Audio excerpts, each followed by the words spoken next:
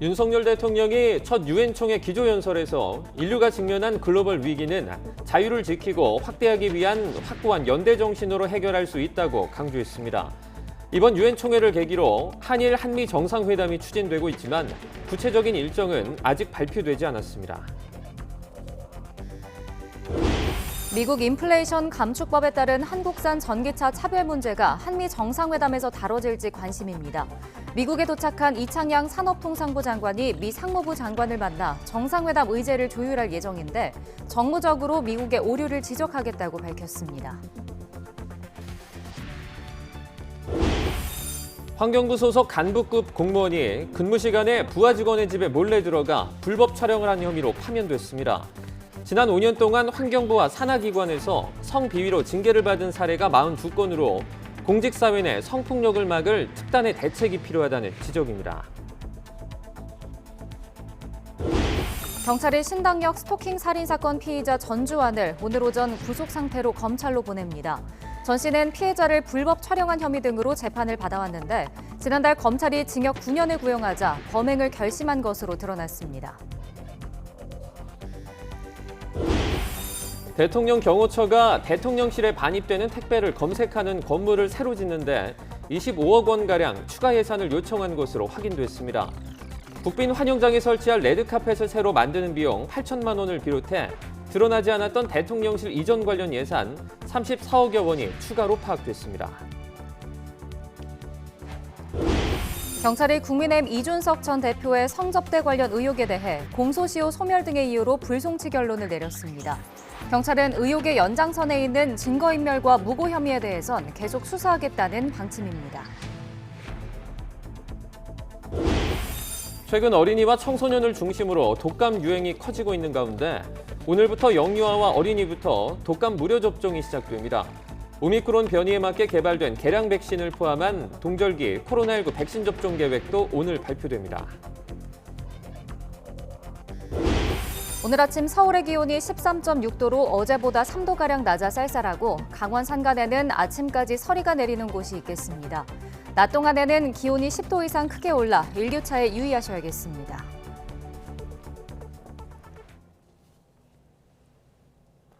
시청자 여러분 안녕하십니까? 9월 21일 수요일 굿모닝 YTN 2부 시작합니다.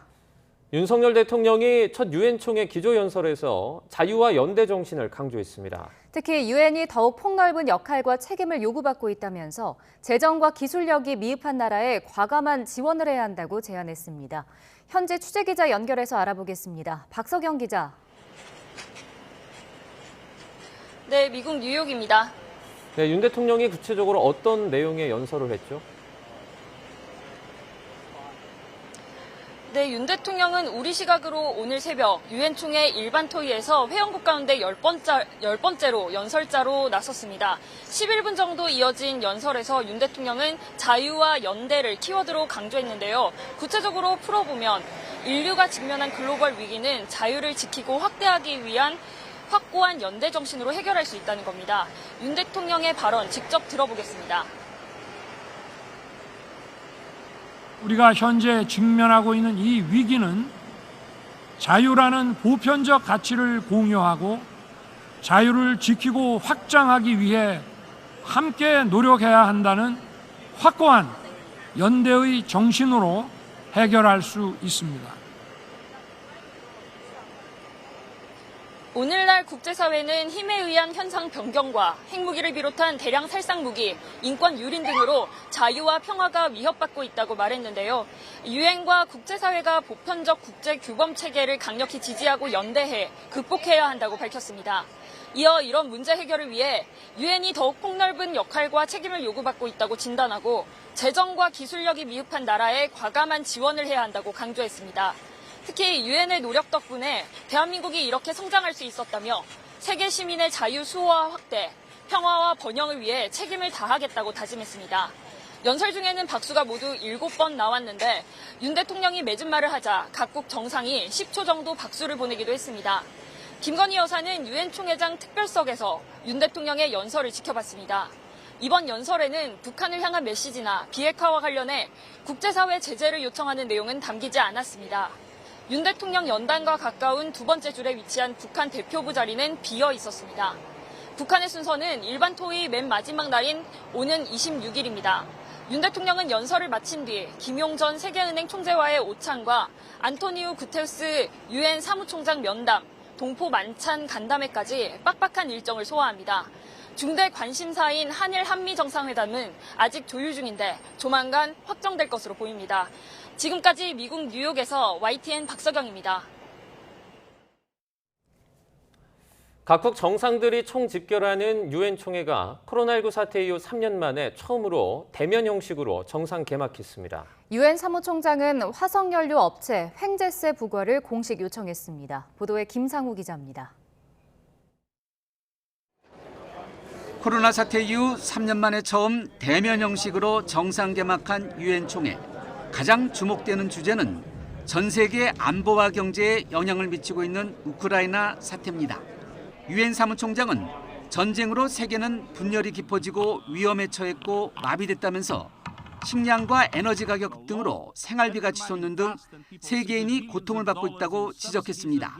그러면서 화석연료 등의 업체에 횡재세를 부과해야 한다는 뜻을 거듭 피력했습니다.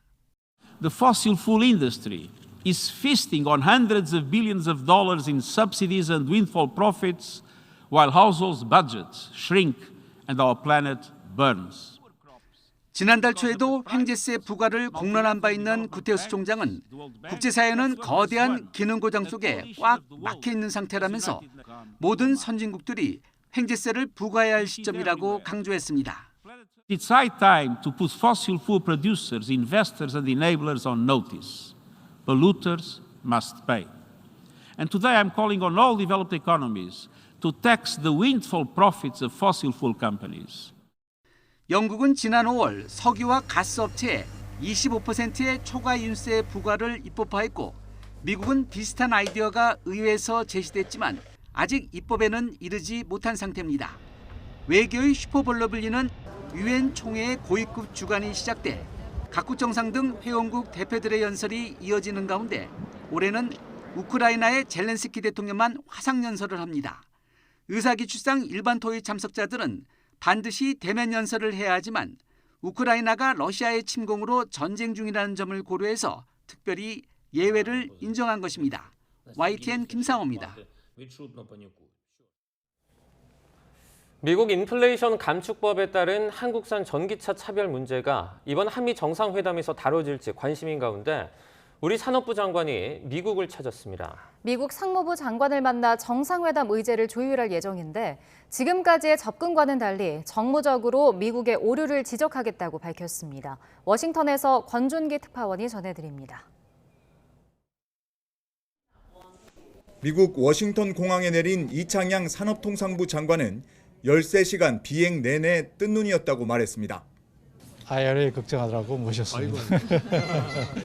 이 장관이 만날 상대는 지나 러먼도 미국 상무장관으로 앞서 한국으로 오려던 7조 원짜리 타이완 반도체 공장을 미국에 유치한 장본인입니다. 미국 정부 반도체 배터리 산업 사령탑으로 바이든 대통령의 신임을 얻고 있는 러먼도 장관을 상대로 이 장관은 한국산 전기차 차별 문제 해법을 요구할 계획입니다.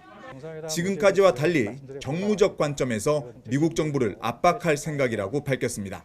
어떤 문제가 있는 건지 오류가 있는 건지에 대해서 좀 솔직하게 제가 좀 지적을 하고 그에 대해서 미국 정부 내에서 어떤 식으로든 논란이 좀 되도록. 정치적 산물인 인플레이션 감축법을 당장 수정하긴 어려운 만큼 중간선거 전까지는 경제 정치적 논리로 압박을 이어가겠다는 계획도 내놨습니다. 이 장관은 한미 정상회담 의제와 관련해서도 러먼도 장관과 최종 조율할 예정입니다. 특히 인플레이션 감축법 문제를 정상회담 테이블에서 다룰지 여부 등을 단판 지을 것으로 보입니다. 워낙 두 분이 이렇게 자유롭게 얘기하는 스타일이라서 제 생각에 아마 어제가 정해진다고 해서 그것만 하고 정해지지 않는다고 해서 얘기를 안 하고 그런 스타일은 아니지 않을까 그런 제가 추측은 하는데요. 이 장관은 러먼도 장관을 만난 뒤 한미 정상회담이 열리는 뉴욕으로 이동합니다. 우리 정부는 그동안 다양한 차원에서 전기차 차별에 대한 문제 제기를 미국에 해왔습니다. 인플레이션법을 최대 성과로 내세우는 바이든 대통령으로부터 우리가 원하는 답을 끌어낼 수 있을지 주목됩니다. 워싱턴에서 YTN 권준기입니다. 경찰이 신당역 스토킹 살인 사건 피의자 전주환을 오늘 구속 상태로 검찰로 보냅니다. 서울 중부경찰서는 특가법상 보복살인 혐의로 구속된 전주환을 잠시 뒤인 아침 7시 반 서울중앙지방검찰청에 송치합니다.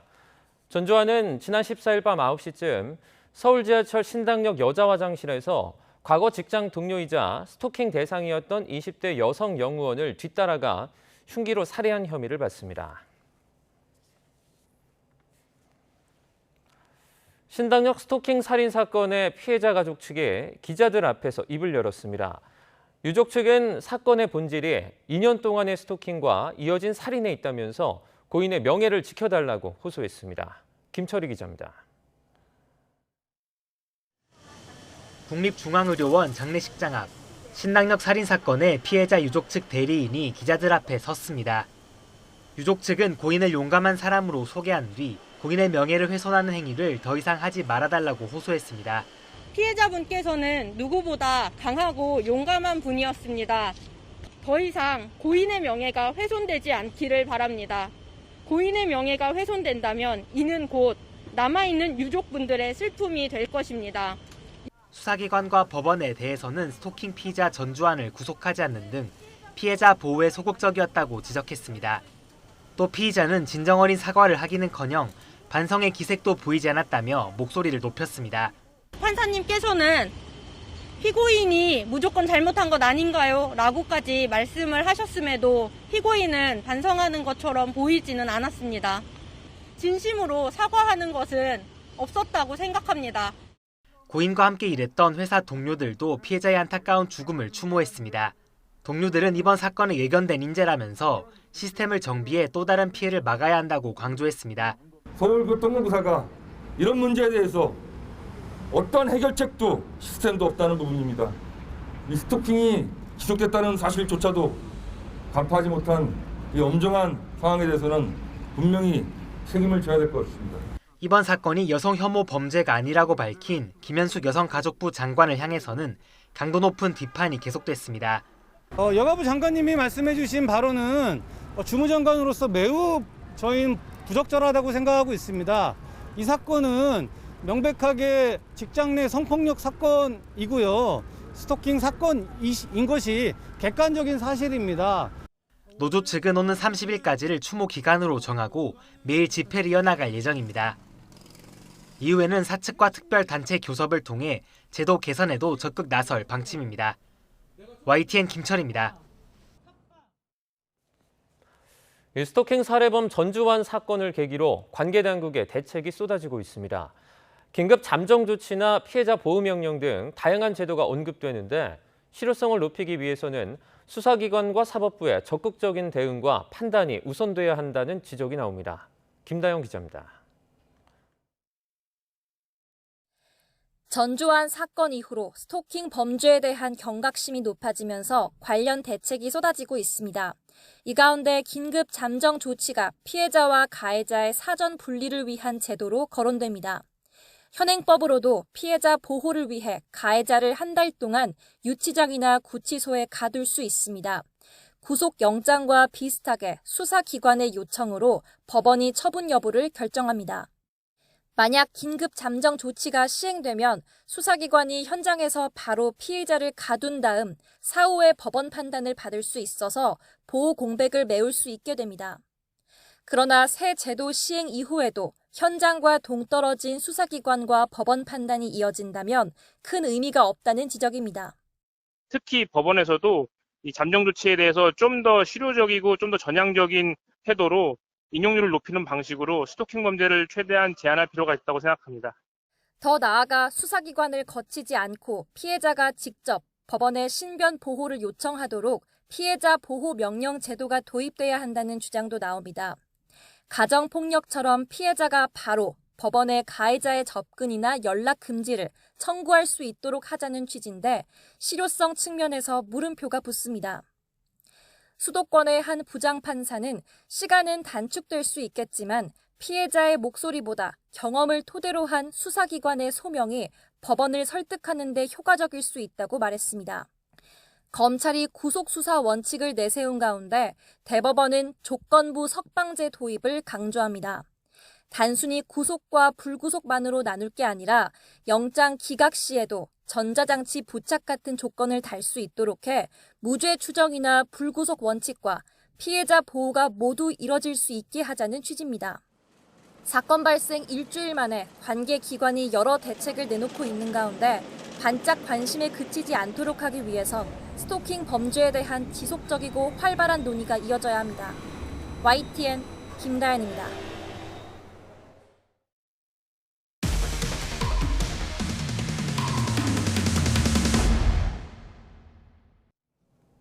환경부 소속 간부급 공무원이 부하 직원에게 성범죄를 저질러 파면된 것으로 확인됐습니다. 근무 시간에 직원의 집에 몰래 들어가 불법 촬영까지 시도했습니다. 김태민 기자의 단독 보도입니다. 환경부는 지난 7월 과장급 직원 A씨를 파면했습니다. 지난해 8월부터 넉 달 동안 4차례에 걸쳐 부하 직원 집에 몰래 드나든 사실이 드러났기 때문입니다. 아무도 없는 집에서 피해자 물건 사진을 찍은 것도 모자라 초소형 카메라를 숨겨 불법 촬영까지 시도했습니다. 허위로 출장 신고를 낸 뒤 근무 시간에 빈집에 드나드는 수법을 썼습니다. 뒤늦게 카메라를 발견한 피해자의 신고로 범행이 드러났고 결국 A씨는 징계와 별도로 재판에 넘겨졌습니다. 환경부는 수사가 시작된 사실을 안 직후 가해자와 피해자를 분리했고 성폭력 전문 예방교육도 별도로 실시하겠다고 여성가족부에 보고했습니다. 재발 방지 대책을 마련하겠다고도 했습니다. 하지만 환경부 소속 공무원의 성비위는 이뿐만이 아니었습니다.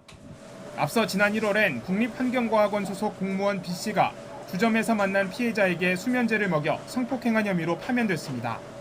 이처럼 지난 5년 동안 환경부와 산하기관에서 성비위로 징계를 받은 사례는 모두 42건으로 1년에 평균 8건이 넘습니다. 공직사회의 실망과 불신을 초래한 중대한 비위 행위라고 하겠습니다.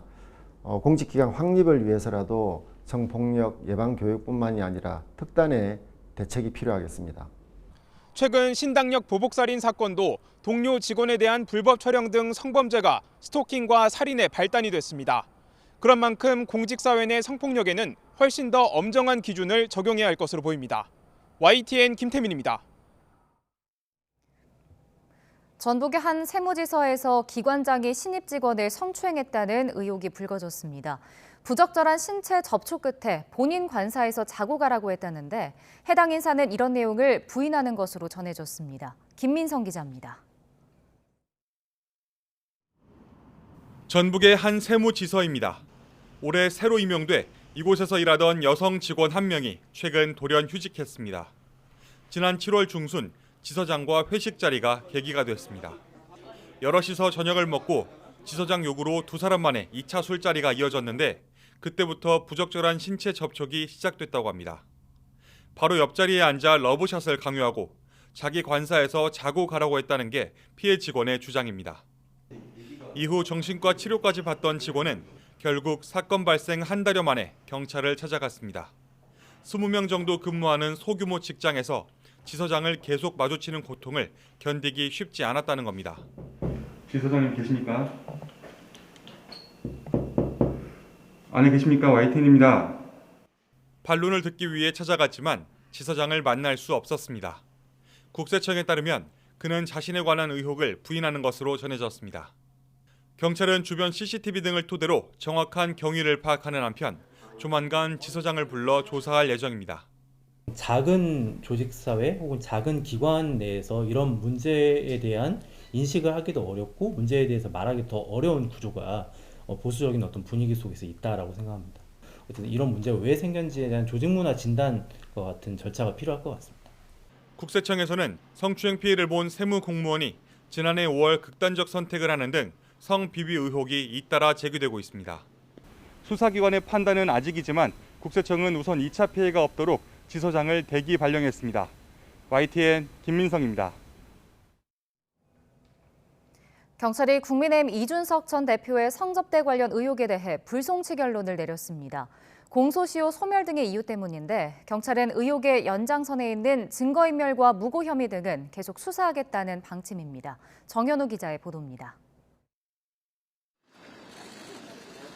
지난 17일 국민의힘 이준석 전 대표는 경찰에 출석해 성접대 의혹에 대해 12시간가량 조사를 받았습니다.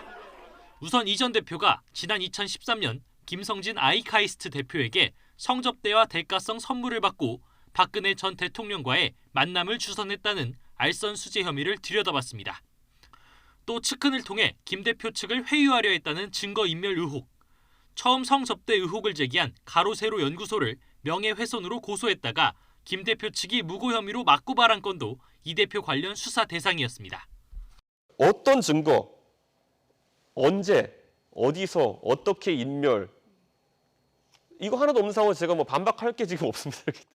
경찰은 이중 알선수재 혐의는 공소권이 없다고 결론 내렸습니다. 우선 의혹이 제기된 시점은 지난 2013년부터 2015년 1월이라 7년 공소시효가 완성됐다고 본 겁니다. 또 지난 2015년 이 전 대표에게 설과 추석 선물을 보낸 것도 1년의 범죄라며 공소시효가 만료되지 않았다는 김성진 대표 측의 포괄일죄 주장도 받아들이지 않았습니다. 알선 청탁의 고의나 대가 관계가 있던 선물로 보기 어렵다고 판단했기 때문입니다. 경찰은 이 전 대표의 다른 혐의 등에 대해선 추가 수사를 이어가겠다는 방침이라고 밝혔습니다. YTN 정현우입니다. 국민의힘 주호영 신임 원내대표가 오늘 민주당 박홍근 원내대표와 첫 만남을 갖습니다. 주 원내대표는 오늘 오후 3시 더불어민주당 박홍근 원내대표를 예방할 예정입니다. 두 사람은 상견례와 함께 정기국회 운영과 전국 현안 등을 놓고 의견을 나눌 전망입니다. 특히 민주당 이재명 대표에 대한 검찰 수사와 이른바 김건희 특검법 등 여야가 첨예하게 맞서는 사안을 두고 심경전도 예상됩니다. 어제부터 1박 2일 일정으로 부산을 찾은 더불어민주당 이재명 대표가 오늘은 현지에서 지도부 회의를 열며 지역 현안을 챙깁니다. 이 대표는 오전 10시 부산 백스코에서 현장 최고위원회를 엽니다. 이 자리에서는 2030 부산 세계 박람회 유치, 부울경 메가시티 같은 지역 당면 과제를 위한 지원 대책 등이 다뤄질 예정입니다. 이 대표는 현장 최고위 뒤 부산, 울산, 경남 예산정책협의회에 참석해 내년 국비 확보 방안 등도 논의할 방침입니다. 윤석열 정부 첫 국회 대정부 질문 셋째 날인 오늘 경제 분야가 진행됩니다. 국회는 오늘 오후 2시부터 한덕수 국무총리와 추경호 경제부총리 겸 기획재정부 장관, 정황근 농림축산식품부 장관, 원희룡 국토교통부 장관 등이 출석한 가운데 대정부 질문을 실시합니다. 여야는 윤석열 정부의 내년도 예산안과 세제 개편안, 문재인 정부의 탈원전, 태양광 사업 등을 놓고 치열한 공방을 벌일 전망입니다. 이번 대정부 질문에서는 또 물가 상승과 쌀값 폭락 문제도 비중 있게 다뤄질 것으로 보입니다. 대통령 경호처가 대통령실에 반입되는 택배를 검색하는 건물을 새로 짓는데 25억 원가량의 추가 예산을 요청한 것으로 YTN 취재 결과 확인됐습니다. 국빈 환영장에 설치할 레드카펫을 새로 만드는 비용 8천만 원을 비롯해 드러나지 않았던 대통령실 이전 관련 예산 34억여 원이 추가로 파악됐습니다. 황윤태 기자가 단독 보도합니다. 기획재정부가 국회에 제출한 대통령 경호처 시설 신축 예산안입니다. 용산 대통령실로 반입되는 택배와 우편물을 검색하는 통합검색센터를 새로 짓는 예산으로 24억 700만 원을 편성했습니다. 현재 임시 컨테이너 건물에서 폭발물이나 화학약품이 반입되는지를 수작업으로 확인하고 있는데 검색 장소가 협소해 새로 지어야 한다는 겁니다. 지난 3월 대통령실 이전 발표 시엔 반영되지 않았던 부분입니다. 슬그머니 올려진 다른 예산안은 더 있습니다. 외빈 방문이나 국경일 등 정부 행사로 대통령실 경내에 국빈 환영식장을 설치할 때 카펫을 까는데 제작 비용으로 8천만 원이 예산안에 반영됐습니다. 청와대에서 용산으로 이전한 만큼 새로 만들어야 한다는 게 이유였습니다. 이것 말고도 대통령실 이전 1주년 기념 행사비에 5억 원, 청와대 국민개방 홈페이지 제작 비용에 4억 7,100만 원, 서고 부족을 이유로 대통령 기록물 수집 차량 대여 비용 1,100만 원도 예산안에 포함됐습니다. 이렇게 새로 파악된 대통령실 이전 예산은 34억여 원에 달합니다. 대통령실 이전 결정 당시 496억이었던 이전 비용은 영빈관 신축 논란 이후 각 상임위별로 예산안에 대한 집중 검증이 이뤄지면서 점점 불어나고 있습니다. 윤석열 정부는 대통령실 이전 비용으로 예산을 낭비할 생각만 하지 마시고 민생 위기에 처한 우리 국민들을 위해서 예산을 마련해 주실 것을 촉구합니다.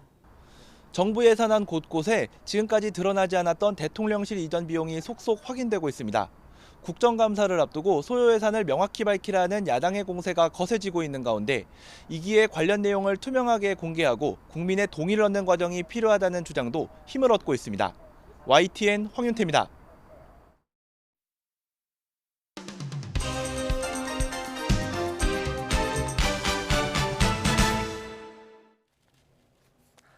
(9월 21일) 수요일입니다. 오늘 아침 신문은 어떤 소식을 다뤘는지 짚어보겠습니다. 이현웅 아나운서가 주요 내용 정리해왔습니다.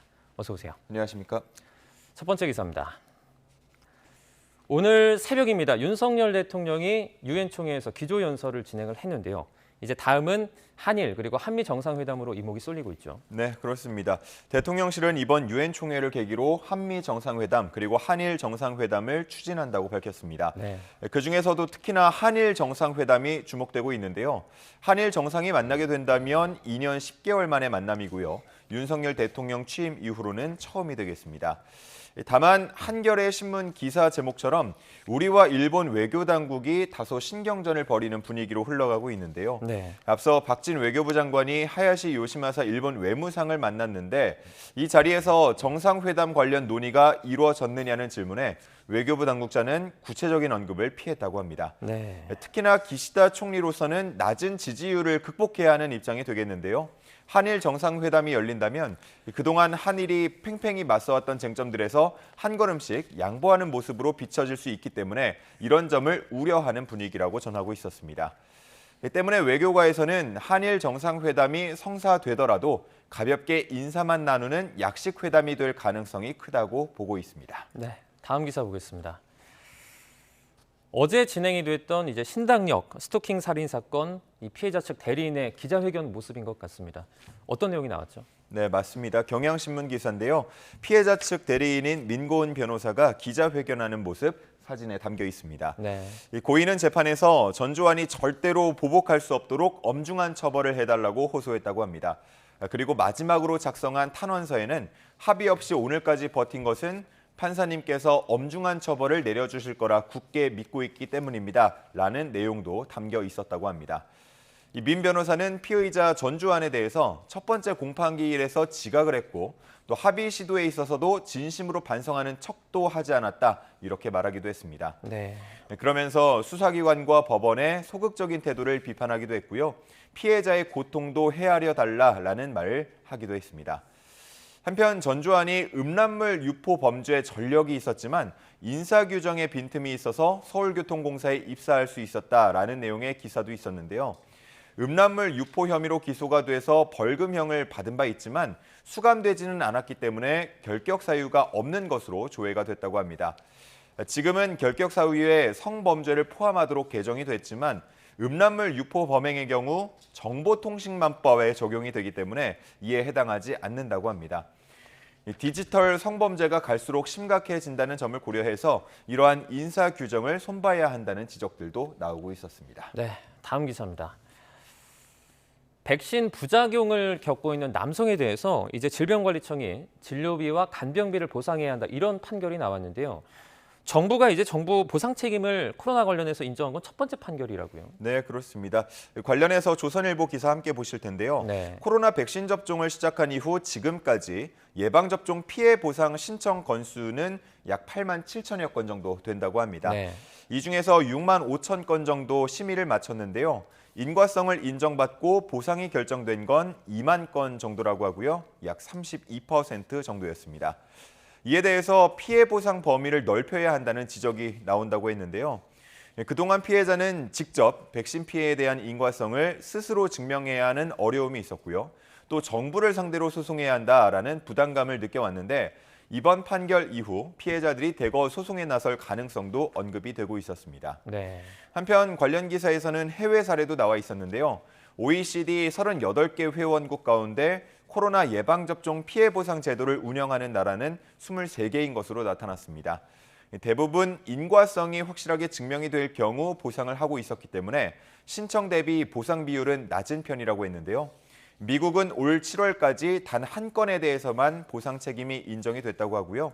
영국도 1,600여 신청 중에서 단 3건, 또 캐나다는 700여 건 신청 중에서 8건에 대해서만 피해 보상이 이루어졌다고 합니다. 네, 다음 기사는요.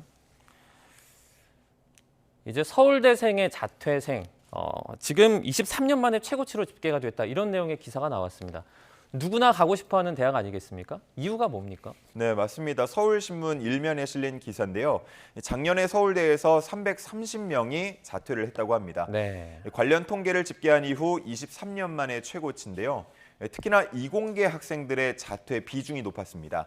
자퇴생의 86%를 차지했습니다. 기사에서는 블라인드 채용 등이 늘면서 서울대라는 간판보다는 의대나 약대 이렇게 전공을 더 중요하게 보는 이공계 학생들이 많아지고 있다고 분석하고 있었습니다. 네. 그리고 코로나의 영향도 있다고 봤는데요. 비대면 수업으로 전환이 되면서 개인적으로 공부할 시간이 많아져서 반수를 하려는 학생들이 많아졌다고 봤습니다. 그리고 과거에는 전공이나 장래에 대한 고민이 생기면 교수와 면담을 하거나 친구들과 대화를 나누면서 해결하곤 했는데 비대면으로 전환이 되면서 이런 기회마저 없어진 것도 자퇴에 영향을 줬다고 보고 있었습니다. 서울대 측은 대면 수업으로 전환이 되면 자퇴생도 자연히 줄어들 것으로 기대를 하고 있었고요. 또 한 명예교수는 이런 코로나 같은 사회 현상에 끌려가지 않도록 특색 있는 교육 과정을 만들어야 한다고 제언하고 있었습니다. 네, 다음 기사 보겠습니다. 예, 위에 사진들이 나와 있는데요. 보니까 이제 초보 운전 때 붙이는 그런 표지들 같습니다. 지금 뭐 조금 웃음이 나오는 그런 표지들도 있지만 가운데 보시면요. 운전은 초보인데 성질은 람보다. 예. 건들지 말라 이런 의미인 것 같은데. 비켜주지 않으면 화를 내겠다. 네, 뭐 성질을 이런 내겠다. 의미겠죠. 그런 의미인데 이게 조금 과해서 눈살을 찌푸리게 하는 경우가 있는 것 같아요. 그렇다 보니까 통일하자 이런 의견이 나오고 있죠. 네, 맞습니다. 말씀해 주신 대로 운전은 초보, 성질은 람보 이런 것도 있고요. 네. 대초보, 차주, 성격 있다 이런 안내들도 나와 있습니다. 네. 우리가 도로에서 자주 마주하는 초보 운전 표지들인데요. 이런 표지를 붙이는 이유 간단하죠. 초보 운전자니까 좀 배려를 해달라라는 부탁인데 네. 간혹 자극적인 문구 때문에 이런 취지가 전달되지 않는 경우가 많습니다. 심지어는 말씀해 주신 것처럼 뒷차량 운전자에게 불쾌감을 주는 경우도 있습니다. 네. 그러다 보니까 이를 표준화할 필요가 있다는 주장들이 나오고 있는데요. 국회 입법조사처가 최근에 낸 보고서에서도 해외 사례와 비교하면서 이런 주장을 뒷받침하는 내용이 실려 있었습니다. 프랑스의 경우는 면허 취득 후 3년 동안은 법정 식별 기호를 의무적으로 부착하도록 했습니다. 그리고 일본도 면허 취득 1년 미만 운전자에게 법정 초보 운전 표지를 의무적으로 부착하도록 하고요. 네. 또 일반 운전자에게는 초보 운전자들에 대한 방어 운전을 할 의무가 있음을 명시하기도 했습니다. 사실 우리나라도 1990년대에 이런 초보 운전 표지 부착을 의무화한 적이 있습니다. 하지만 그때 당시 취지와 달리 오히려 초보 운전 차량을 대상으로 추월을 하거나 위협 운전을 하는 경우가 이어지면서 결국 폐지가 됐는데요. 네. 그렇기 때문에 초보 운전 표지를 표준화하는 것을 넘어서 이런 운전자에 대한 배려 의무도 함께 마련해야 한다는 목소리가 나오고 있습니다. 네. 지금 표지를 다시 한번 보니까 빵빵거리면 브레이크 밟고 콱 내린다 이런 표지도 있습니다. 네. 조금 선을 지키는 적당한 센스가 좀 필요해 보입니다. 다음 기사입니다. 네, 마지막 기사는요. 이른바 이건희 컬렉션 전시가 지금 계속되고 있는데요. 오늘부터 열리는 특별전도 있다고요? 네, 맞습니다. 동아일보 문화면에 실린 기사 함께 보시겠습니다. 아마 지금 나와 있는 작품들 좀 관심 있는 분들께서는 어느 작가의 작품인지 아실 것 같습니다. 중앙에 있는 가장 큰 그림부터 보면 피카소, 르누아르, 샤갈, 고갱의 작품들이 나와 있는데요. 이러한 작가들을 포함해서 19세기 프랑스에서 활동하던 거장 파린의 작품을 한자리에서 볼 수 있는 특별전이 열립니다. 파리의 아름다운 순간들, 오늘부터 개막을 하게 되는데요. 국립현대미술관 과천관에서 볼 수가 있습니다. 이 기사에서는 마치 프랑스 파리 센간 주변을 산책하는 몽환적인 기분이 든다라면서 전시 분위기를 전하고 있기도 했는데요. 가장 중심이 되는 작가는 역시나 피카소입니다. 네. 피카소의 도잡 90여 점을 대거 선보이면서 피카소의 예술 세계 전반을 살필 수 있는 기회가 된다고 합니다. 이 밖에도 절친한 친구 사이로 알려진 모네와 르누아르, 또 돈독한 사제지간으로 알려진 피사로와 고갱 등의 작품들을 한자리에서 볼 수 있다고 합니다. 관람 희망일 14일 전에 예약을 하면 되고요. 현장 접수도 일부 따로 받고 있었습니다. 관람은 무료고요. 내년 2월 26일까지 전시할 예정이라고 하니까 관심 있는 분들은 한 번씩 찾아가 보시면 좋겠습니다. 네, 알겠습니다. 오늘 굿모닝 브리핑은 여기까지 듣겠습니다. 고맙습니다. 감사합니다.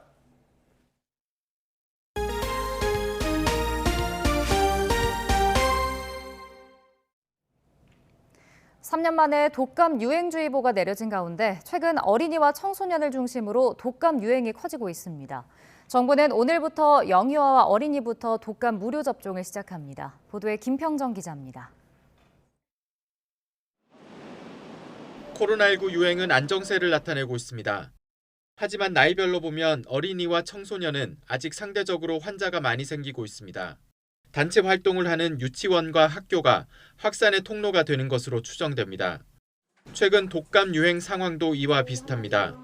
외래 환자 1000명당 독감 의심 환자 수가 13에서 18세 청소년은 전체 평균의 2.4배나 많았고 영유아와 어린이도 다른 연령대보다 많이 발생했습니다.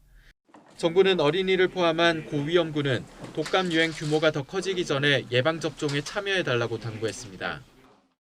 질병청은 관계부처들과 함께 독감 예방접종을 적극적으로 알리고 독려해 주시기 바랍니다. 의료 현장과도 수시로 소통하면서 코로나19와의 동시 유행 가능성에도 철저히 대비해 주시기 바랍니다. 국가에서 지원하는 무료 독감 예방접종은 생후 6개월에서 13세까지 어린이 가운데 생애 첫 접종이라 4주 간격 2번 맞아야 하는 경우부터 먼저 시작해 다음 달에는 임신부와 65세 이상 고령층도 차례로 접종받을 수 있습니다. 만약 코로나19 백신 접종 대상이라면 독감 백신과 같은 날 동시에 맞아도 됩니다. 동시에 접종한 분들의 이상 반응 신고율이 더 낮았습니다. 또한 이상 반응의 인과성이 또 인정된 사례는 없었고 대부분 다 경증이었다는 점을 미루어 보아 동시 접종에 대한 위험성은 현재 확인되고 있지 않습니다. 정부는 이번 유행기에 독감 백신을 2,570만 명분 공급해 무료 접종은 물론 비용을 내고 접종하는 수요까지 충분히 대응할 수 있을 거라고 설명했습니다. YTN 김평정입니다. 오미크론 변이에 맞게 개발된 개량 백신을 포함한 동절기 코로나19 백신 접종 계획이 오늘 발표됩니다. 방역당국은 개량 백신을 활용할 접종을 다음 달부터 시작할 계획입니다. 질병관리청 코로나19 예방접종 대응추진단은 4차 접종을 마친 뒤 4개월에서 6개월이 지났다면 동절기 접종 대상에 포함될 수 있다고 밝혔습니다. 코로나19 백신 접종 이후 뇌질환 진단을 받은 환자가 정부의 보상이 거부되자 소송을 내서 1심에서 이겼습니다. 서울행정법원은 30대 남성 A씨가 질병관리청장을 상대로 예방접종 피해보상 신청을 거부한 처분을 취소하라며 낸 소송에서 원고 승소로 판결됐습니다. 재판부는 A씨가 백신 접종 전에는 매우 건강했고 접종 후 앓게 된 뇌 뇌출혈 등 질병은 백신 접종과 인과관계가 있다고 보는 것이 타당하다고 설명했습니다. 또 질병청이 보상 거부의 근거로 든 해면상 혈관 기형도 MRI 결과 확인되긴 하지만 정확히 언제 발생한 것인지 알 수 없고 백신 접종 전엔 관련 증상도 없었다고 덧붙였습니다. 중국에서 코로나19 격리시설로 이동하던 버스가 전복돼 27명이 숨지는 사고가 발생했습니다. 중국 당국이 책임자들을 문책하고 나섰지만 과도한 제로 코로나 정책이 부른 참사에 여론은 들끓고 있습니다. 베이징에서 강정규 특파원입니다. 중국 구이저우성 구이양의 한 아파트 주민들이 한밤에 대형 버스에 오릅니다. 코로나19 격리 대상자로 분류된 사람들을 200km 떨어진 외곽시설로 이송하는 겁니다. 자정 넘어 출발한 이 버스는 새벽 2시 40분쯤 고속도로 옆 도랑으로 굴러떨어졌습니다. 이 사고로 27명이 숨지고 20명이 중경상을 입었습니다. 코로나19 발병 이후 구이저우성에서 나온 누적 사망자 수는 단 2명. 중국 당국은 지역 간부들을 문책하고 고개 숙여 사죄했습니다. 向全社会做出诚恳道歉. 그러나 들끓는 여론은 쉽게 가라앉지 않고 있습니다. 새벽 2시부터 5시 사이 여객버스의 고속도로 운행이 교통법규 위반인데도 무리하게 격리시설 이송을 강행하다 벌어진 참사이기 때문입니다. 如果不是很危险的话，造成不必要的伤亡。这个只能说尽量避免再有这种疲劳驾驶。 인터넷에서는 중국 당국의 검열에 맞서 국치를 잊지 말자는 해시태그가 등장했습니다. 이번 사고가 1931년 만주사변과 같은 9월 18일에 발생했다는 점에 빗댄 일종의 은어입니다. 또 무엇이 진짜 바이러스냐고 반문하거나 우리 모두 같은 버스에 타 있다고 적힌 그림을 공유하며 과도한 제로 코로나 정책에 불만을 표출하고 있습니다. 베이징에서 YTN 강정규입니다. 오늘도 쾌청한 가을 하늘이 함께하겠지만 큰 일교차에는 주의가 필요하겠습니다. 현재 서울 기온은 13.2도로 어제 같은 시각보다 3도가량 낮아 쌀쌀한데요. 낮 동안에는 기온이 25도까지 오르면서 일교차가 10도 이상 크게 벌어지겠습니다. 감기 등 호흡기 질환에 걸리지 않도록 옷차림에 각별히 유의해 주시기 바랍니다. 오늘도 내륙은 대체로 맑은 하늘이 함께하겠습니다. 다만 강원 산간 지역은 아침까지 서리가 내리는 곳이 있겠고요. 제주도와 동해안에는 너울성 파도가 높게 일겠습니다. 또 낮 동안에는 맑은 하늘 아래 강한 볕이 내리쬐면서 전국적으로 자외선 지수가 높게 나타나겠습니다. 자외선 차단에도 신경 써주시기 바랍니다. 현재 기온 살펴보겠습니다. 현재 서울 기온 13.2도, 광주는 16.3도를 나타내고 있습니다. 낮 기온은 어제보다 1에서 3도가량 높겠습니다. 오늘 낮 기온 서울과 대전, 광주 25도, 대구는 24도가 예상됩니다. 남은 한 주간 맑고 선선한 가을 날씨가 이어지겠고요. 다가오는 금요일 아침부터 낮 사이 중서부 지방에 비가 조금 내릴 전망입니다. 지금까지 날씨 정보였습니다.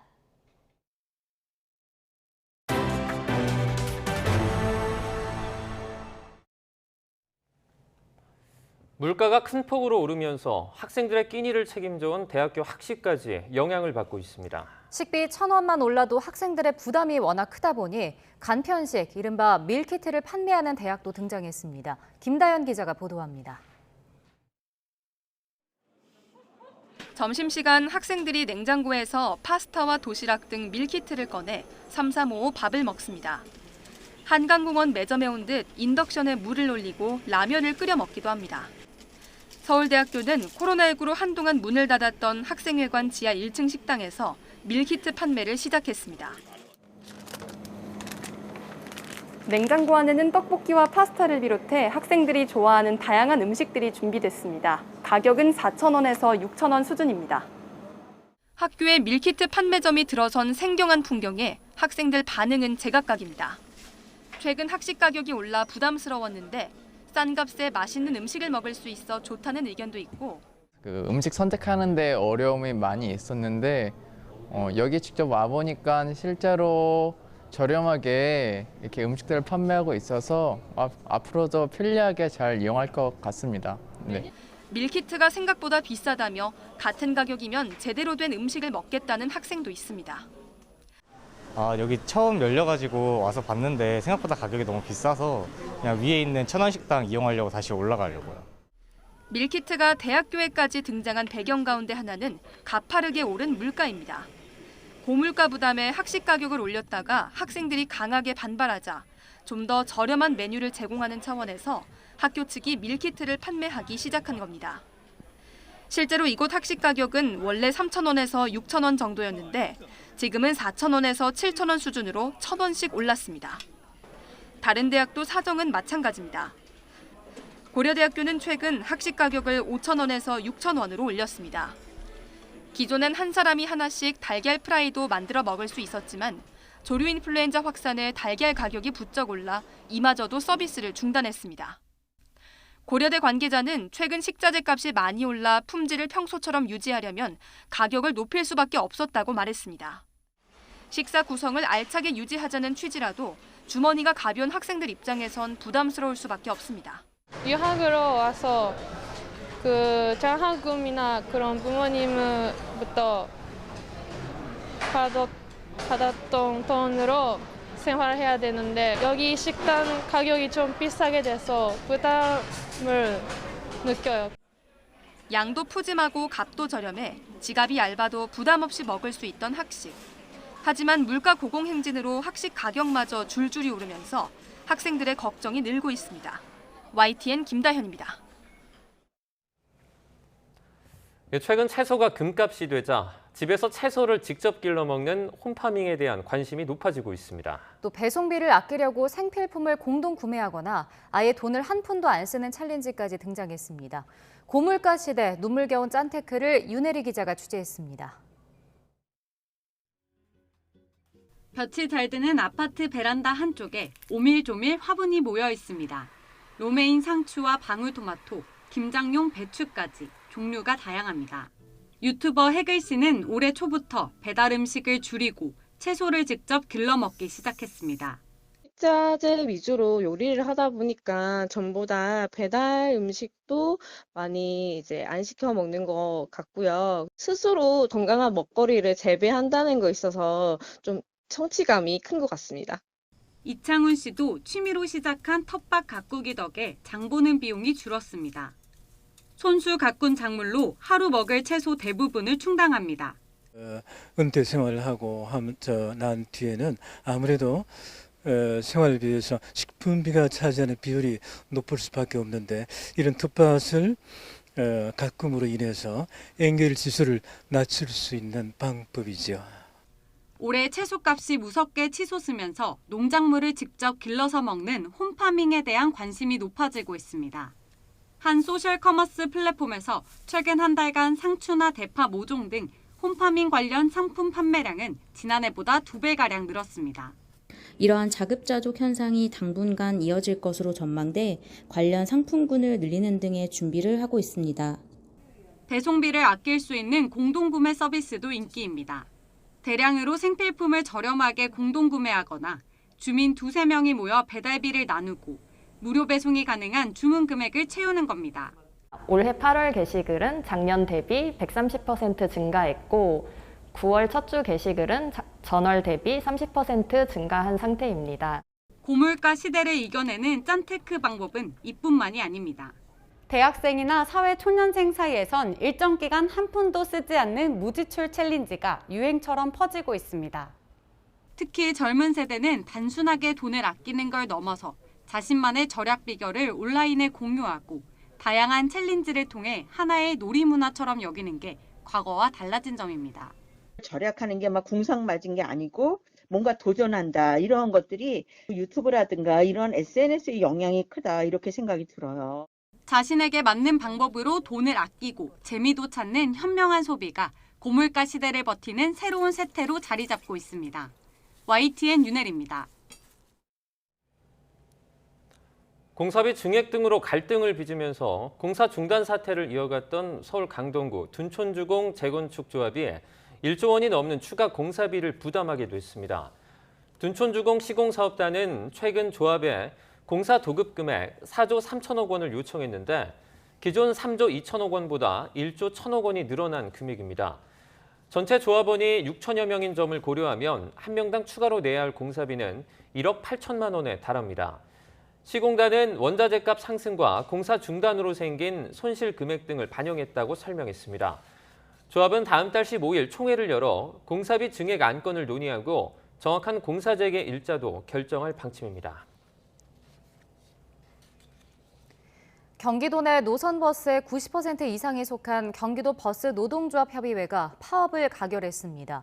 협의회는 어제 파업 찬반 투표를 진행한 결과 97.3%의 찬성률로 파업이 가결됐다고 밝혔습니다.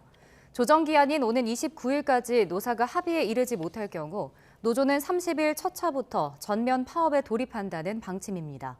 협의회 측은 이를 2교대제로 전환 및 서울시 수준의 임금 인상을 요구하고 있습니다. 미얀마 군부가 반군을 겨냥해 헬기로 학교에 사격을 하면서 어린이 11명이 숨진 것으로 전해졌습니다. 피해 학교 교사는 1시간 동안 공중 사격이 가해졌다고 증언했습니다. 보도에 이종수 기자입니다. 다급한 외침에 교실에 있던 학생들이 건물 밖으로 나와 줄다름질 칩니다. 작은 학생들은 어른들이 번쩍 들어 황급히 탈출시킵니다.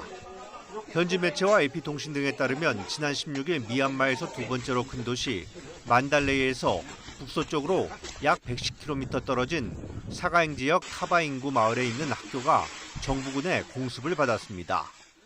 정부군 공습으로 어린이 11명이 숨지고 학생 등 17명이 다친 것으로 전해졌습니다.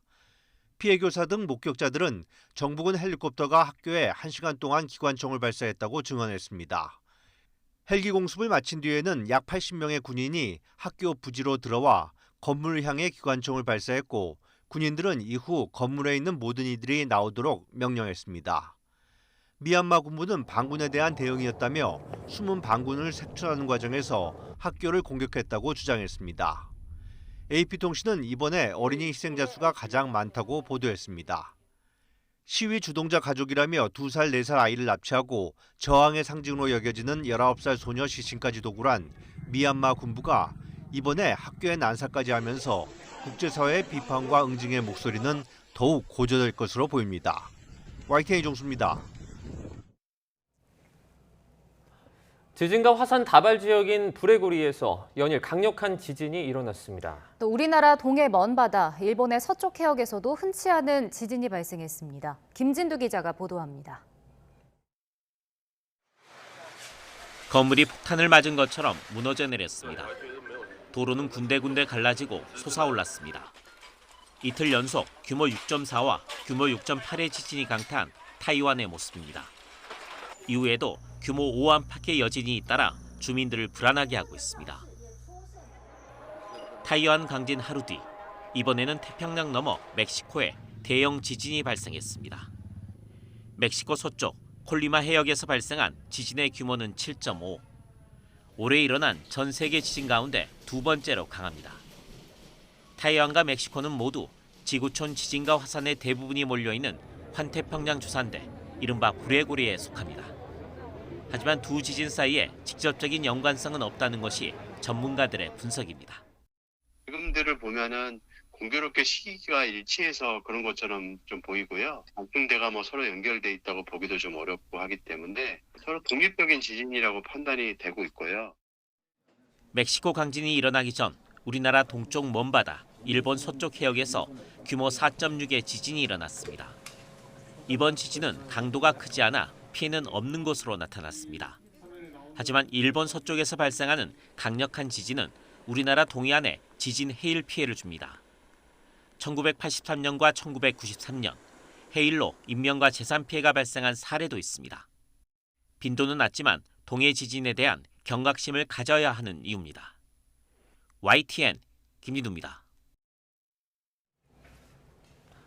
육군이 첨단 유무인 복합 체계를 적용한 대규모 화력 시범을 처음으로 선보였습니다. 해외로 뻗어가는 K2 전차와 K9 자주포 등 기존 주요 무기와 함께 소총 드론과 무인기까지 동원됐습니다. 현장에 신준명 기자가 다녀왔습니다. 신속하게 기동하는 K2 흑표 전차가 일제히 포를 발사해 목표물에 명중시킵니다. 공격 헬기들이 기관포를 쏘며 지상군을 엄호하는 사이 산 중턱에 위장하고 있던 다연장 로켓이 불을 뿜자 순식간에 수백 미터 반경의 목표물이 초토화됩니다. 우크라이나전에서 이름을 떨친 대전차 로켓 제블린과 흡사한 국산 로켓 현궁도 위력을 뽐냈습니다. 육군이 지난 2018년 이후 4년 만에 대규모 기동화력 시범을 공개했습니다. 이번 기동화력 시범에는 K2 전차와 K9 자주포, 아파치 공격 헬기 등 23종의 육군 주요 전력 120여 대와 병력 600여 명이 투입돼 막강한 화력을 발휘했습니다. 다양한 육군 전력의 우수성을 국내의 많은 이들에게 선보이는 좋은 기회가 되었습니다. 우수한 전투체계를 압도적인 전투력으로 승하기 위해 또 훈련에 매진하겠습니다. 특히 미래 육군 부대인 아미타이거를 적용한 기동화력 시범은 이번이 처음입니다.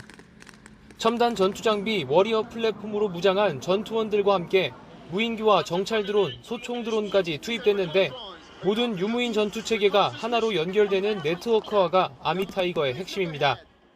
소총 사격 드론, 또 자폭 드론 등의 어떤 무인기 위주의 어떤 무기체계가 많이 소개되었습니다.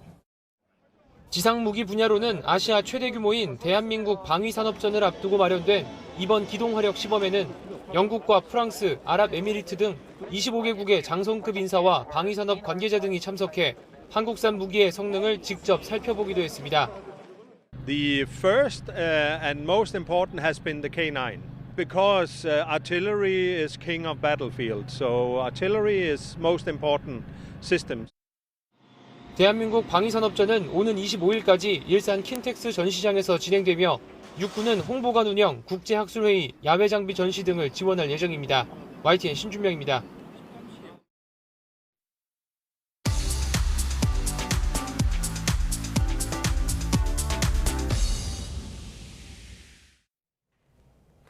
경제 소식을 빠르게 전달해 드립니다. 네, 오늘 굿모닝 경제는 주원 현대경제연구원 실장과 함께하겠습니다. 어서 오십시오. 어서 오세요. 안녕하십니까.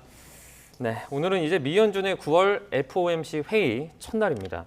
금리 인상 발표를 앞두고 뉴욕에 있는 주요 증시들 1% 전후로 하락을 했어요.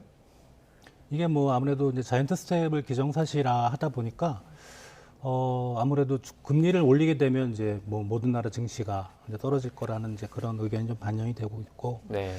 요게 이제 FOMC가 끝나면 좀 불확실성이 없어져서 이제 증시에 좀 이렇게 계속 떨어지는 추세는 좀 잠잠해질 걸로 생각은 되는데, 네. 이게 이제 0.75 올린다고 이제 계속 뭐 더 나쁜 증시에 악재가 더 발생하지 않으리는 보장은 없거든요. 네. 그래서 올해까지는 좀 뭐 미국 증시든 유럽 증시든 우리나라 증시든 상당히 좀 불안정한 모습을 보일 걸로 생각이 됩니다. 네.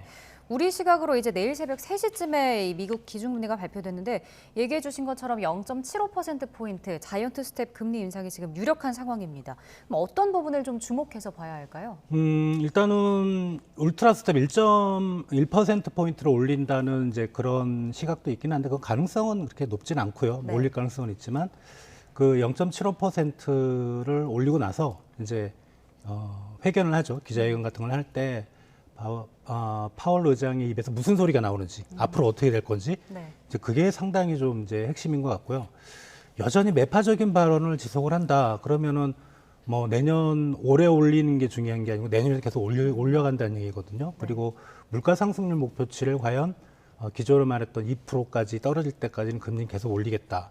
뭐 또는 이제 몇 달 전에 얘기했는데 뭐 금리를 올리면 가게나 기업이 고통을 받는 건 어쩔 수 없다. 이런 식으로 나오면 상당히 이제 어려워지는 거죠. 뭐 증시든 실물 경제든 그게 상당히 이제 포인트라고 생각이 됩니다. 네. 네. 이제 주목할 소식이 하나가 더 있습니다. 미 연준에 앞서서 스웨덴 중앙은행이 지금 기준금리를 1%포인트를 올렸습니다. 파격적인 인상인데요. 연준의 행보에 어떻게 보면 동참을 하는 것 같아요. 아무래도 따라갈 수밖에 없는 거죠. 왜냐하면 우리나라는 사실 연준보다 금리를 먼저 올렸음에도 불구하고 네. 지금 원달러율이 올라가고 있잖아요. 물론 이제 금리 격차에 따르면 자본 유출보다는 달러 강세에 따른 어떤 글로벌 강달러에 따른 그 환율의 자국 환율이 올라가면 이제 상당히 물가 잡기도 어렵고요. 투입 물가가 높아지니까 네. 그런 부분 때문에 스웨덴뿐만 아니고 뭐 영란은행 이제 영국의 중앙은행인 영란은행도 이제 금리를 막 올릴 것 같고 이런 게 이제 뭐 모든 선진국이나 신흥국들 다 따라갈 것 같아요. 따라갈 것 같은데 다만 이제 유일하게 지금 안 따라가는 국가가 한 두 나라 정도가 있습니다. 네. 중국 중앙은행, 중국 인민은행은 금리를 오히려 내리고 있고 네. 중국 경제가 나쁘기 때문에 일본은행이죠. 일본의 중앙은행 BOJ인 일본은행은 얘네들이 좀 디플레이션이 그동안 좀 심해서 쉽게 말하면 이제 작년만 해도 물가가 마이너스였거든요. 네. 그러니까 아베 때부터 아베노믹스라 해서 물가를 소비자 물가 상승률을 3%까지 끌어올리자 지금 2.8%까지 올라와 있어요. 네. 그러니까 금리를 더 이상 금리를 안 올리는 게 얘네들은 원하는 정책이라 일본하고 중국 빼놓고는 거의 모든 나라 중앙은행들이 미국의 기준금리를 올려감에 따라서 조금씩이라도 금리를 따라 올릴 거로 생각이 됩니다. 네. 말씀해 주신 대로 중국과 일본을 제외하고 지금 전 세계적으로 좀 강도 높은 긴축을 이어가고 있는데 앞으로 또 한미 금리 차가 커지면 한국은행의 고민도 깊어질 것 같거든요. 다음 달에 금통위에서 빅스텝을 단행할 가능성은 있을까요? 가능성은 있습니다. 분명히 있는데 0.75%는 상당히 몇 달 전에 지금 계속 그 미국 연준이 예고를 했던 거라 네. 0.75로 올렸다면 우리 한국은행이 0.5의 빅스텝을 올릴 가능성이 높지 않다고 보고 0.25 정도, 뭐 남은 두 번 정도 그렇게 올릴 거로 생각은 되는데, 네. 근데 이제 그 동안의 변수가 만약에 원달러율이 1,400원을 넘어서 뭐 1,500원 가까이까지 간다. 그럼 한국은행도 고민을 좀 해볼 것 같아요. 네. 그러니까 환율이 지금 최근에 이제 한국은행이 주로 보는 이제 물가와 더불어서 중요한 경제 지표이기 때문에 네. 외환 시장이 그렇게 만약에 변동폭이 커지면 0.5% 포인트를 인상할 가능성도 우리가 배제는 할 수 없다 이렇게 생각이 됩니다. 만약에 미국 연준이 1% 포인트를 올린다. 그러면 한국은행 같은 경우에는 빅스텝을 갈 걸로 예상하십니까? 그러면은 저는 간다고 봐요. 예. 1% 포인트는 너무 크거든요. 격차가 너무 벌어지는 거거든요. 그러니까 네. 그 격차 때문에 또 환율이 움직일 거고 그게 이제 우리나라 물가 잡는데 또 방해가 됩니다. 수입 물가를 올려서 그렇게 네. 되면 한국은행도 빅스텝의 가능성을 조금 더 높이지 않을까 생각이 됩니다. 네. 그러니까 환율이 1,400원을 넘어가거나 미 연준이 1%포인트를 높일 경우에 빅스텝을 갈 수 있다라고 좀 정리를 해보면 될 것 같습니다. 자, 그런가 하면 원달러 환율은 1,380원대로 내려왔는데요. 이게 미 연준 회의 앞두고 좀 관망세가 보여진 걸까요? 그것도 있고요. 지금 시장에서는 정부가 좀 직접 개입을 한 2번 정도 들어간 것 같아요. 네. 예, 그렇게 보고 있습니다. 정부는 뭐 절대 그거를 긍정도 부정도 안 하는데 네. 그런 이제 정부의 의지가 좀 반영이 돼 있는 것 같고 다만 연준이 0.75를 올리고 나면 또 우리가 우리 이번 달은 없고 우리는 다음 달에 금통위가 있으니까 일단 금리 격차가 많이 벌어지는 거고 국채 수익률도 많이 벌어지잖아요. 그렇게 네. 되면 환율이 또 올라가는 힘이 강해질 수가 있어요. 그러면은 1,400원을 우리가 1차 지지선을 한 1,380원 정도 봤었는데 그걸 넘어서 이미 1,390원대까지 갔기 때문에 네. 제 개인적인 생각으로는 1,400원 돌파는 시간 문제지 않을까 생각이 됩니다. 그 실제로 나라에서 직접적으로 개입을 했다 안 했다를 나라가 구체적으로 밝히지 않는 이유가 뭡니까? 뭐 여러 가지 이유가 있지만 미국이 환율 조작국으로 지정해 버릴 수가 있어요. 네. 물론 이제 금리 환율을 올리는 쪽으로 만약에 개입하는 거는 네. 정확하게 이제 환율 조작국 문제가 되는데 가격 경쟁력의 문제 때문에. 근데 이런저런 이유로 중앙은행들이 개입을 하게 되면 이제 그런 거를 근거로 해서 나중에 이게 시장 참가자들이 거기에 반응을 해서 네. 시장이 왜곡되는 경향이 있거든요. 그러니까 그런 부분을 생각해서 어느 나라 중앙은행도 네. 직접적으로 시장에 개입했다 이런 거를 얘기는 안 하는데 나중에 좀 지나면 이제 그게 확인이 되는 거죠. 네. 이런저런 얘기를 통해서. 예. 네. 일단 우리도 지금 정부랑 외환당국이 1,400원 선 방어에 총력전을 펼치고 있는 상황입니다. 지금 한미 정상회담이 뉴욕에서 열릴 텐데 여기서 통화 스와프 논의가 좀 진전이 있을지 관심이거든요. 성사 가능성은 어느 정도로 보시나요? 아마 어제인가요? 제 기억으로는 이제 우리 국무총리께서 국회에서 이제 대정부 질문이 있었는데 네. 근데 정확하게 말씀드린 것 같아요. 우리나라에 구조적 문제가 있다면 통화 수합을 해야 된다. 근데 구조적 문제란 거는 풀어서 얘기하면 외환위기 같은 상황을 생각하시면 됩니다. 네. 그러니까 외환이 고갈되고 나라가 디폴트에 빠질 때. 근데 그렇지 않다면 사실 통화 수합은 의미가 없어요. 제가 보기에도. 다만 이제 통화 수합을 했을 때 시장의 뭐 심리적인 안정에는 좀 도움이 될 수 있지만 네. 통화 수합의 의미는 제 생각엔 큰 의미는 없고 다만 저번에 이제 5월달 정상회담 했을 때도 나중에 이제 기자들에게 밝힌 내용 중에 하나가 통화 사업을 포함해서 그런 것도 뭐 얘기를 나눴다는 요 정도의 코멘트는 나올 수 있지만 구체적으로 아마 뭐 진전이 되고 이럴 것 같지는 않습니다. 네. 네. 이창양 장관도 지금 미국을 방문을 했습니다. 산업통상자원부 장관이죠. 인플레 감축법이 좀 달라질 가능성이 있을까요? 일단은 장관까지 갔다는 거는 제 개인적인 생각이지만 실무진에서 어느 정도 좀 조율이 되지 않았나. 네. 그게 뭐 정확히 해결이 됐다고는 우리가 단정할 수 없지만 어느 정도의 성과가 있을 수 있다. 성과가 있을 수 있다고. 왜냐하면 중요한 경제부처의 장관이 넘어간 거거든요. 네. 뭐 실무진이 넘어간 게 아니고. 근데 실무진 간에 이미 좀 어느 정도 조율이 돼 있어서 네. 우리가 좋은 소식을 좀 기대해 봐도 되지 않을까. 뭐 그런 기대를 좀 해봅니다. 네. 알겠습니다.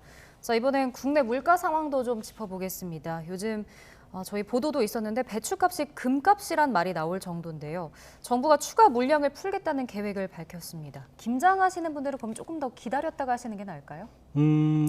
다른 채소값들은 사실 이제 뭐 추석 전하고 비교하면 좀 떨어지는 그런 추세예요. 네. 평년보다는 좀 가격들은 더 올라있지만 배추값은 유일하게 지금 가격이 다시 올라가고 있는데 이게 고랭지 쪽의 채소, 그러니까 해발 600m 이상에서 재배되는 그 배추가 작황이 좀 안 좋았습니다, 이번에. 비도 많이 오고. 그래서 일시적으로 좀 물량이 공급이 좀 딸리면서 가격이 올라가는 것 같고 이제 이번 달 말부터 다음 달에 걸쳐서 이제 준고랭지 400에서 해발 600m 사이에 있는 배추들이 출하가 되기 때문에 네.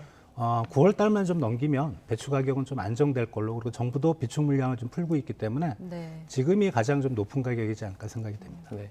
그리고 이 정부가 원래 오늘로 예정이 됐던 전기요금 인상을 그러니까 미루기로 했습니다. 그 발표를. 물가 상승 압력 때문에 이게 뭐 반영이 된 걸까요? 그거보다는 이제 그 연간이나 분기에 걸쳐서 정부가 이제 그 전기요금을 올릴 수 있는 상한이 있습니다. 네. 제가 알기로는 5% 정도 되는데 저번에 올린 걸로 5%가 이미 채워진 것 같아요. 네. 그러니까 이거를 그 상한을 넘기려면 뭔가 협의가 많이 좀 과정이 필요한 것 같아요. 그래서 그런 협의 과정을 좀 거쳐야 되는 그런 부분이 있기 때문에, 물론 지금 뭐 한전에 알려진 바로는 올해 적자가 수십조 원에 이를 거라는, 이제 어차피 가격은 올려가야 되는데 이제 그런 부분을 생각하면 그런 과정이 필요하지 않나, 시간이 좀 필요하지 않나, 그래서 이제 발표를 연기를 한 것 같습니다. 그러면 그 뭐 애초에 고려했던 것보다 뭐 물가가 조금 더 올라서 그래서 지금 전기요금 인상폭을 더 늘리려고 지금 조율을 하고 있다는 걸로 보십니까? 저는 그렇게 보이는데, 근데 실제로 정부에서는 또 올리고 싶어 하지 않을 수도 있어요. 한전의 입장하고는 달리. 네. 그래서 그런 협의 과정이 어떤 결과를 가져올지는 아직은 좀 모릅니다. 그러나 지금의 어떤 한전의 어떤 그 내부의 그 적자 그 규모를 추정해 볼 때는 올리는 게 맞거든요. 그래서 저는 개인적으로 아마 올리는 단계를 거치지 않을까 생각이 됩니다. 네, 알겠습니다. 오늘 굿모닝 경제는 여기까지 듣도록 하겠습니다. 주원 현대경제연구원 실장과 함께했습니다. 고맙습니다. 고맙습니다.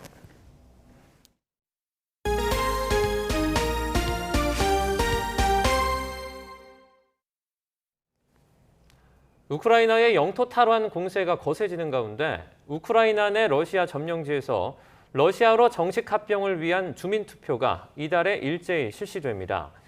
이달 실시는 11월 실시서를 뒤집은 전격적인 결정으로 우크라이나는 힘으로 러시아의 위협을 제거하겠다고 경고했습니다.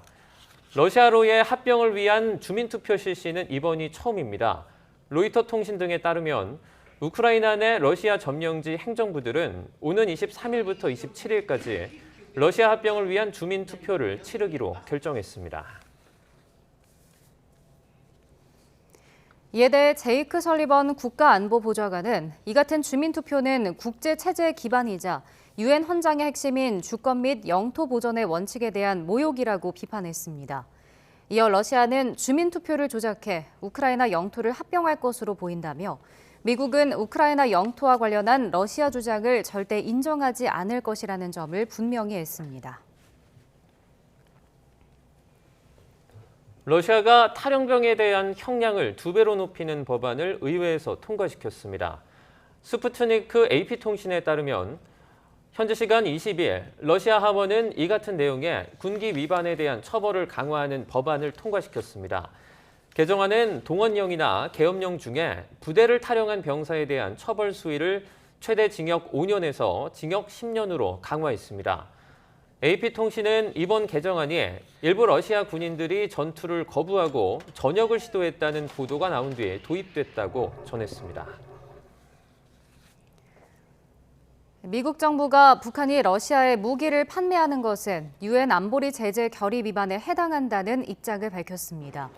엘리자베스 로젠버그 미 재무부 테러자금 담당 차관보는 상원은행위원회에서 북한이나 이란이 제재 대상으로 지정된 러시아에 군사 장비를 공급하는 것은 확실한 제재 위반이라고 말했습니다.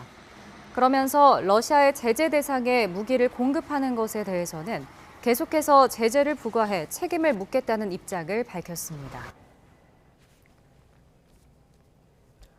애플이 지난주 판매를 시작한 아이폰 14 시리즈 가운데 프로 모델에서 프로그램 결함, 즉 버그가 발견됐습니다. 현지 시간 20일 월스트리트 저널 등에 따르면 일부 아이폰 14 프로와 아이폰 14 프로 맥스에서 이 카메라가 흔들리고 영상이 흐릿하게 나오는 현상이 나타났습니다. 이용자들은 프로 모델의 아이폰으로 인스타그램 등 타사 앱을 이용해 콘텐츠를 캡처할 때 이런 현상이 나타나고 소음 등 이상한 소리도 난다고 지적했습니다.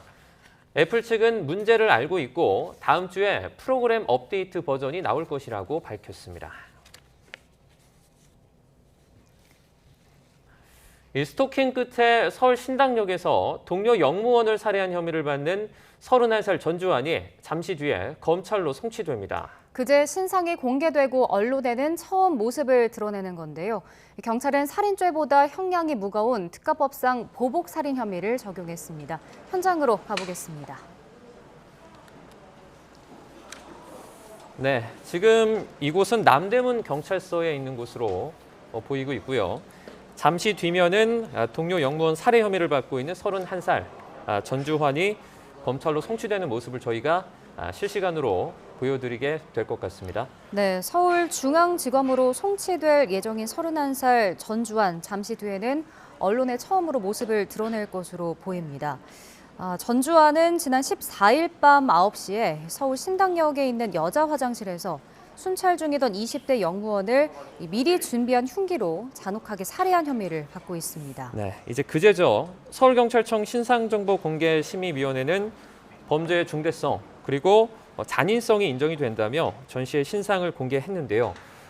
전주환, 이 서울교통공사 입사 동기였던 피해자에게 자신과 말라달라며 무려 350회 이상 연락을 하면서 스토킹을 이어왔습니다. 네, 잠시 후에 서울중앙지검으로 송치될 예정인데요. 전주환은 그 불법 촬영물을 찍기도 했습니다. 그러면서 자신과 만나주지 않으면 이를 유포하겠다고 협박을 했습니다. 그리고 이 혐의로 재판에 넘겨져서 1심 선고를 하루 앞둔 상태였습니다. 네, 지금 모습을 드러냈습니다. 31살 전주환이 검찰로 송치되는 모습을 실시간으로 보고 계십니다. 그 송치가 되면서 과연 언론을 앞에 두고 어떤 말을 할지 아직까지는 전해지고 있지 않은데요. 저희가 지켜보도록 하겠습니다. 네, 전주환 서울중앙지검으로 잠시 후에 송치될 예정입니다. 신당역 스토킹 살인 사건 피의자 전주환의 모습인데 함께 들어보겠습니다. 부족한데 하실 말씀 없으세요? 작년 10월부터 범행 계획한 거 맞습니까? 피해자 스토킹하고 불법 촬영하는 거 인정하십니까? 스토킹 범죄자 강력 인정하시나요? 죄송합니다. 다시 한번 말씀해 주시죠. 정말 죄송합니다. 죄송하다는 말씀 말고 하실 말씀 없으십니까? 제가 진짜 미친 짓을 했습니다. 보복살인 혐의 인정하십니까? 정말 죄송합니다. 범행 후 재판 출석하려고 하셨던 거 맞나요? 재판 출석하려고 하셨던 거 맞으세요? 그건 맞습니다. 범행 후 도주하려고 하신 건 아닌가요? 돈을 왜 뽑으셨나요? 돈을 왜 뽑으려고 하셨나요? 부모님 드리려고 했습니다. 피해자에게 마지막으로 하고 싶으신 말씀 없으세요? 진짜 정말로 죄송합니다. 유족에게 하시고 싶은 말씀 없으십니까? 예, 정말 죄송합니다. 스토킹 범죄자 강력 처벌하라!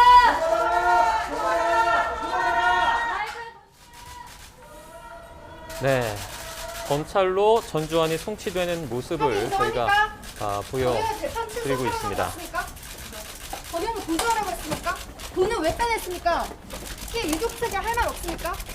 피해 유족 측에 사과 말씀 없으십니까? 피해자 근무지 내부장에서 알아낸 거 맞습니까? 피해자 주소는 어떻게 알았습니까? 돈 뽑아서 뭘 하려고 돈을 왜 빼냈습니까? 혐의 인정합니까? 유족 측에 할 말 없습니까?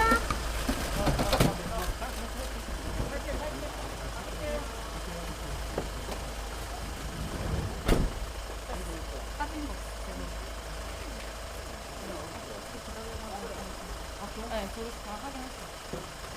아까 아닌가? 말 안 했나? 멈춰서 있긴 했었는데.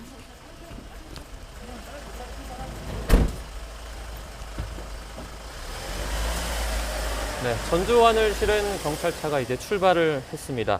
동료 영무원 살해, 스토킹 살해 혐의를 받고 있는 31살 전주환이 이제 검찰로 송치되는 모습을 저희가 보여드렸습니다. 지금 기자들이 계획 범죄냐, 주소는 어떻게 알았냐 여러 가지 질문을 던졌는데요. 네. 죄송하다라는 말을 계속해서 반복을 했고요. 그리고 그 돈을 뽑아서 어떻게 할 거냐 이런 기자의 질문에는 부모님을 드리려고 했다 이런 답변을 했습니다.